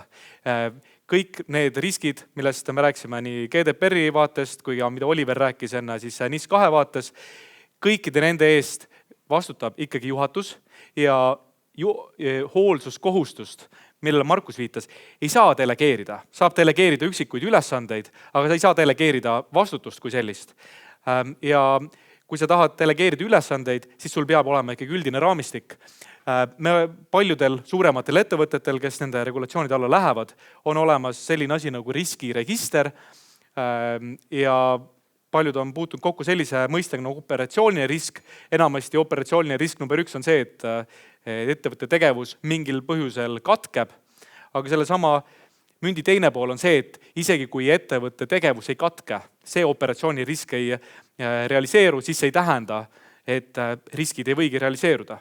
Kui ettevõtte tegevus toimub sellisel viisil, et pidevalt rikutakse seadust, siis see on samamoodi risk, mida peab kaardistama. Need on sama mündi 2 poolt. Ja mis on siis need, kui me tuleme nende punaste lippude juurde, mis on need küsimused, millele juhatuse liige peab oskama vastata? Kas teil on riskiregister? See ei tähenda, et see on 100% kohustuslik, aga te peaksite vähemalt peas mõtlema ja võib-olla ka siis juhatuse koosolekul dokumenteerima, kas ja miks teil seda ei ole, kas see oleks vajalik või ei oleks, kõik riskid ära kaardistada ja anda neile mingisugune skoor. Teiseks, kas teil on näiteks siis küberturvalisuse osas turvaanalüüs? Kõik, kes siis EITS-i või selle mõne muu standardi järgi toimetavad, see on seal juba sees. Aga siiski teil peab olema, kui keegi teilt küsib, te peaksite suutma juhatuse liikmena siis välja öelda, teada ise, et milline siis see turva või riskianalüüs on.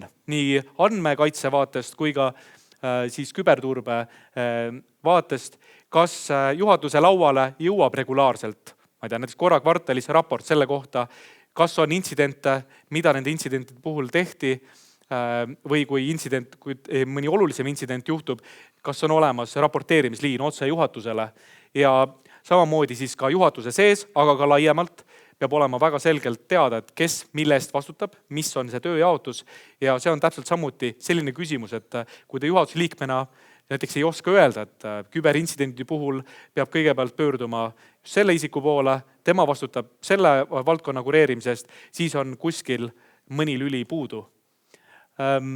Ressursid. Ei ole võimalik neid kõiki nõudeid täita, kui ei ole piisavalt töötajaid, ei ole koolitusi. Muuseas, küberturve või KÜTS eraldi ütleb ka seda, et juhatuse liige, kes siis vastutavaks määratakse just selle KÜTS-i nõuete täitmise eest, peab ise ka läbima koolitusi, aga loomulikult see hõlmab ka ettevõttes koolituste läbiviimist. Valdav osa sellest tegelikult ühtib sellega, mida Oliver ütles, et kui Oliver näitas seda ja ka Liisa, et mida peavad ettevõtted tegema, siis need küsimused siin on need punased lipud, mida peate vaatama läbi juhatuse liikme prillide. Et iseenesest rikkumine ei tähenda seda, et juhatuse liige vastutab. Rikkumine juhatuse liikme puhul on see, kui ta ei tee mõistlikke pingutusi selleks, et siis neid rikkumisi ära hoida.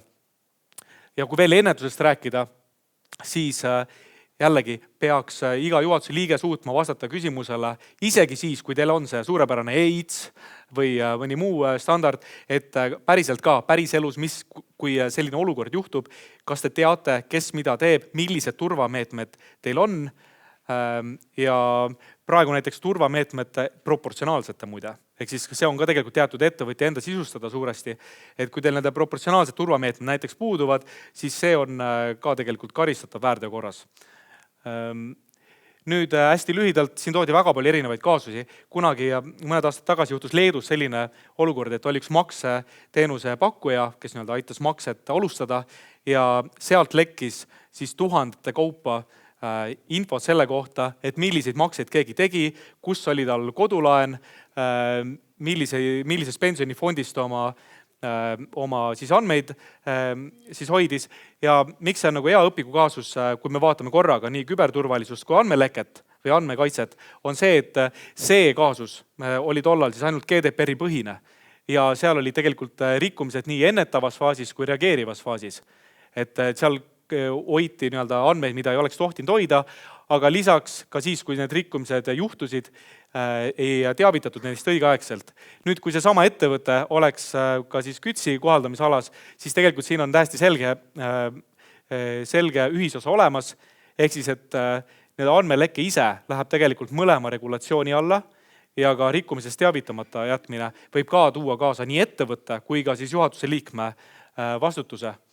Ja siis kokkuvõttes teil peab olema juhatuse liikmena nii selles ennetavas faasis teada, et peate suutma vastata nendele tegelikult lihtsatele küsimustele.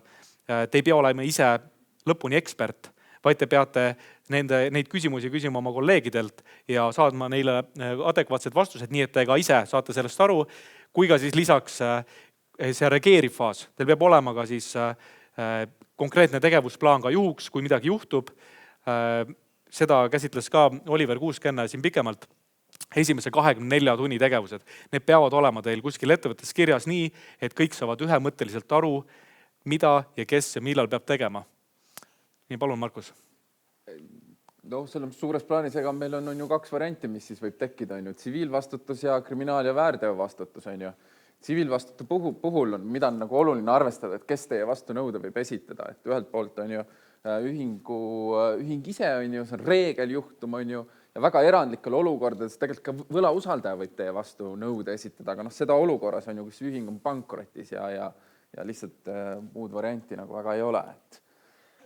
Ja ma ütleks ka lõpetuseks veel seda, et tõepoolest meil tegelikult seda kohtupraktikat ei ole, õnneks ilmselt, et kus juhatuse liiget oleks võetud isiklikult kriminaalvastutusele, aga tegelikult see on võimalik. Kriminaalvastutus on meil tegelikult ette nähtud delikaatsete isikuandmete siis nii-öelda tegelikult teadlikult või siis aktiivse tegevusega kellegile juurdepääsu võimaldamise eest. See on kriminaalvastutuse osa, kuid väärteo vastutus on väga lai tegelikult, et kui vaatate näiteks isikuandmete kaitse seaduse lõpus toodud siis vastutuse alapeatükki, et siis näiteks GDPR-i üldiste põhimõtte rikkumine tegelikult võib juba kaasa tuua väärteo vastutuse nii ettevõtte, teoreetiliselt ka juhatuse liikme kontekstis, aga kui te oskate nendele küsimustele vastata ja teil on selle kohta ka mingigi adekvaatne dokument, siis tegelikult ei ole tegelikult see koht, kus me räägime juhatuse liikme isiklikust vastutusest. Aitäh! Mine üks slaid edasi, ma korraks küsin korraldajat, et tegelikult see kindlustus on nagu selles mõttes oluline teema, mille osas on ju küsimusi on küsitud, aga ma tean ka seda, et meil on aeg läbi ja üldjuhul ma ei julge väga nagu üle minna, sest pärast saad nahutada selle eest niimoodi. Et ma ei tea, kas korraldajad tahavad, mul julgevad mul 1 minuti anda või siis ma tegelikult mõtlesin, et ma küsingi su käest kiirelt selle kindlustuse küsimuse ära, mis enne jäi kõlama, et Oliveri ettekande ajal tuli publikust küsimus, et sooviti teada rohkem siis küberturbe intsidentide kindlustusest. Et kui sa suudad 1 minutiga rääkida, siis lubame 2, Markus. Me teame, teine asi on see, mis inimesed hakkavad tegema, öeldakse, et sul 30 sekundit aega ja siis tuleb nagu mingi Ferrari masin. Kas ma kordan küsimust? Ei ole vaja. Tegelikult on hästi. Mul ongi ainult paar asja tegelikult, mida ma tahan siin nagu kindlustuse puhul rõhutada. Et suures plaanis meil on küberintsidentiga seoses, meil on 2 sellist nagu asjakohast kindlustust. Et üks on küberkindlustus ja teine on juhatuse liikme vastutuskindlustus. Et küberkindlustus ta suures plaanis, eks ole, ta kindlustab siis nagu küberrünnakute eest, aga mis on nagu oluline nagu pigem on see, et millest inimesed tahavad päriselt teada, on see, et aga millist kaitset ma nagu saan, on ju. Et suures plaanis te saate tegelikult küberkindlustusega nagu 2 head nagu võitu. Et esimene on tiim. Seda tiimi tegelikult tavaliselt nimetan, see on siis nii-öelda see incident response tiim, on ju. Et seda tiimi ma tavaliselt nimetan ise nagu selliseks nagu eriüksuseks või nagu EOG-ks, on ju. Et siis, kui olukord nagu jama on majas, on ju, et siis teil tuleb nagu mingi üksus, kes kõik teeb asjad järsku korda, on ju. Mitte tingimata, aga vähemalt neil on mingisugune teadmus sellest, mida peaks, eks ole, tegema. See tiim hõlmab on ju mitte ainult, eks ole, tehnilisi eksperte, juriidilisi eksperte ja kõiki teisi, PR-tiimi on ju ja nii edasi. Ja teine asi on tegelikult vahendid, on ju ka. Ehk siis see sõltub on ju rünnaku nagu stiilist ka, on ju, et noh, et näiteks minu poole on pöördutud ka näiteks kliendid, kus ütlesid, et kuule, näed, vaata, et noh, et mul tehti just kontot tühjaks niimoodi. Mis ma teen? Küberrünnak, eks ole. Noh, ja siis ütled, kui kontod on tühjad, on ju, siis mille eest sa maksad tegelikult sellest, et noh, et esiteks kahju katta, on ju, aga teiseks, noh, et äkki ma peaks midagi veel tegema nagu, on ju, et noh, et siis ei ole ju tegelikult millegi eest nagu maksta ka, on ju, et ekspertidele, et kuidagi sellest olukorrast nagu välja on ju tulla. Kokkuvõttes, mis siis näolda kaetud on, intsidentide halduskulud on kaetud, lunaraha on tegelikult paljudel juhtudel, eks ole, kaetud, ärikatkestuse kahjud, mis ei ole kaetud, on ju, trahvid ei ole meil siin Eestis on ju kaetud. Mida tasub üle vaadata, piirmäärad oleksid siis kooskõlas teie nii-öelda nagu võimalike riskimääraga. See teine, eks ole, kindlustus on juhatuse liikme vastutuskindlustus. Nüüd, kui küberkindlustus on ettevõtte kindlustus, siis juhatuse liikme vastutuskindlustus on siis juhi kindlustus, on ju. Suurtemates ettevõtetes ma näen seda, et see võiks olla tegelikult selline juhi nagu sotsiaalpaketi osa. Ja see on samuti nagu oluline just selleks, et siis kui jama on majas, et teil oleks tegelikult vahendid olemas teie õiguste kaitseks. Et ütleme, et kui ma vaadake eelmine slaid ütlesin, on ju, et see nõue on sageli ühingu nõue teie vastu, on ju. Tähendab seda, et te olete juba siit ühingust välja visatud. Noh, te olete nagu üksinda, on ju. Teil ei ole nagu, mis te siis teete? Tuleb teie vastu nõue, te peate hakkama tõendama, et te olete korralikult ettevõtjana tegutsenud, on ju, kogu tõendipaketti esitama. Esimeses astmes kulud on mingisugune, noh, ütleme, et sõltuvalt büroost, eks ole, 10, 30, 40 000 eurot. Noh, müüte siis maha, eks ole, maja, koera, kassi, eks ole. No. Et see on see nagu väljakutse. Ehk siis te olete nagu üksi, aga noh, ütleme, et kui see on nagu olemas, siis on olukord parem. Ja muidugi tahtliku ja kriminaalse tegevusest kaitset ei saa. Kriminaalmenetluse eest nii palju on, et selle kriminaalmenetlus on hõlmatud, õigusabi kulud, eks ole, üldjuhul, aga kui te pärast süüdi tunnistatakse, te peate selle raha tagasi maksma. Eks ole. Nii, olgu. Nii, aitab praegu, jah? Aitäh, lisage meid julgelt LinkedInis, et ma luban, et kui tuleb mõni oluline kaasus juhatuse liikme vastutuse osas, siis te saate sellest LinkedInis lugeda. Tere kõigile! Nagu Liisa ütles, mina olen Kerli. Räägin teile sellisest asjast nagu, noh, ütleme, kõige lihtsam on selle kohta öelda esindushagi. Ja mida see siis tähendab? See on pikem nimetus, on tarbijate, kollektiivsete huvide kaitsmise esindushagi. Lihtsamalt öeldes esindushagi, mida siis kasutatakse üle terve Euroopa. Mida see tähendab? Sisuliselt tähendab seda, et tarbijad saavad ettevõtjalt lihtsamini raha nõuda, ehk siis kahju nõuda. Ehk siis kui midagi ettevõtte sees läheb halvasti, mingeid nõudeid ei rikuta, siis on pahasti. On põhimõtteliselt kõik, mida ettekandest kaasa võtta.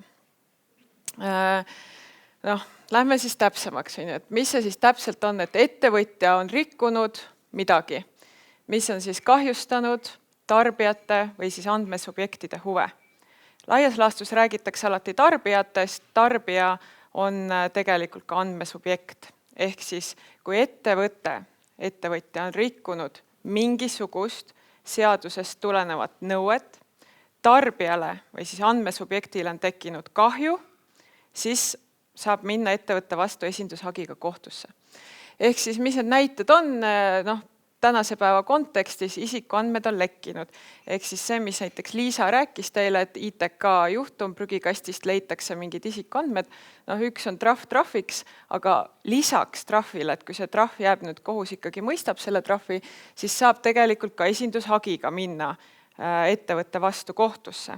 Mis tähendab seda, et maksate trahvi ja siis hiljem maksate tarbijatele või siis endale andmesubjektidele selle kahju ka kinni, mis neil tekkis. Neid tarbijaid võib väga palju olla. Nii et selles mõttes siin võib päris korralikke hüvitisi hakata maksma. Ja mis kõik need rikkumised võivad olla, ongi, et isikuandmed on lekkinud, tühised tüüptingimused, ehk siis kui te kasutate tühiseid tüüptingimusi, sellest tekib kahju tarbijale või andmesubjektile, siis jällegi võib selle kahju lõpuks võib-olla kinni maksta. Nii. Ja kus see esindushagi on tulnud või miks ta mingi uus asi on? Tere tulemast Euroopa Liit. Kogu aeg tulevad mingid toredad direktiivid, määrused, jälle saame uusi kohustusi kaela. direktiiv on meile ilusti üle võetud ja tegelikult juba 2024 aasta lõpust.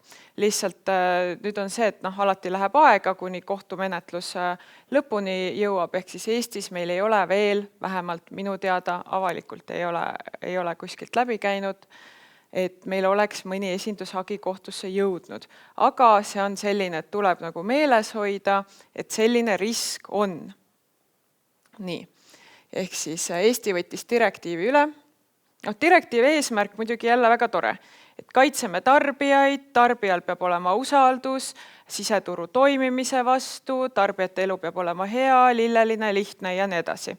Ehk siis eesmärk iseenesest hea ja üllas, üksikisiku vaatepunktist väga hea, ettevõtja vaatepunktist võib-olla mitte nii hea. Ja nüüd see muudatus, enamik muudatusi on tegelikult võetud vastu siis tsiviilkohtumenetluse seadustikku, ehk siis meil on eraldi see esindushagide peatükk, seal on kõik need menetlusaspektid ära reguleeritud. Ja see isikuandmete kaitse seaduse muudatus, see on sisuliselt lihtsalt mingi üks väike punktikene seal seaduses, mis siis ütleb, et Andmekaitse Inspektsioon on pädev asutus. Mida see tähendab, sellest kohe räägime. Ja põhimõtteliselt, mis selle esindushagi nagu mõte on? Mõte on selles, et on tarbija, tal on liiga tehtud. Liiga tehtud sellepärast, et ettevõtja on mingit seadusest tulenevat nõuet rikkunud. Nüüd, iga tarbija ei lähe üksinda kohtusse, sest see on väga kallis, see on väga kulukas. Võtab aega, energiat, kõik ja nii edasi. Ehk siis tarbijate jaoks ongi tehtud see, et saab esitada selle ühe hagi ettevõtja vastu, toimub üks menetlus ja tänu sellele saab kahju hüvitatud võib-olla 100 tarbijat, 200 tarbijat, 10 000 tarbijat. Ehk siis tarbijatel on lihtsam ettevõtja vastu kohtusse minna.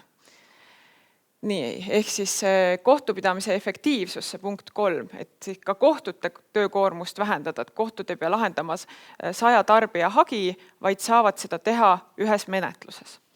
Ja mis see eesmärgid on, üks on ju preventsioon selles mõttes, et näete, siin on rikkumine, et ühine tüüptingimus, ärge kasutage edaspidi, ettevõtja, ära kasuta sellist ühist tüüptingimust. Ja kompensatsioon siis tarbijale, ehk siis tarbija saab kahju. Nüüd, milline see menetlus siis Eestis välja näeb, et millega peab arvestama? Kõigepealt on see, et iga tarbija üksinda ei saa minna ettevõtja vastu kohtusse, selleks peab olema siis pädev üksus ja see pädev üksus ongi näiteks Andmekaitse Inspektsioon, kes siis saab kohtusse pöörduda.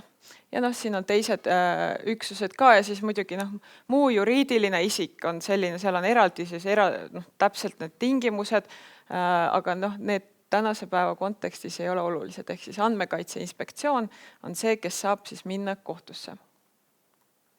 Milline see menetlus välja näeb? Kui üldiselt tihti on hagimenetlused, ma rääkisin siin ka, et hagiga kohtusse ettevõtja vastu, siis tegelikult see menetlus on tehtud nüüd hagita menetluseks. Mis see tähendab? See tähendab lihtsalt seda, et kohtul on paindlikum võimalus seda nõuet rahuldada. Ehk siis, et jälle tarbijate elu natuke lihtsamaks teha, kohus saab ise uurida asjaolusid, kohus saab ise tõendeid koguda. Kohus ei ole seotud selle paketiga, mis ta ette on toodud. Ja põhimõtteliselt, mis selle menetluse eesmärk on?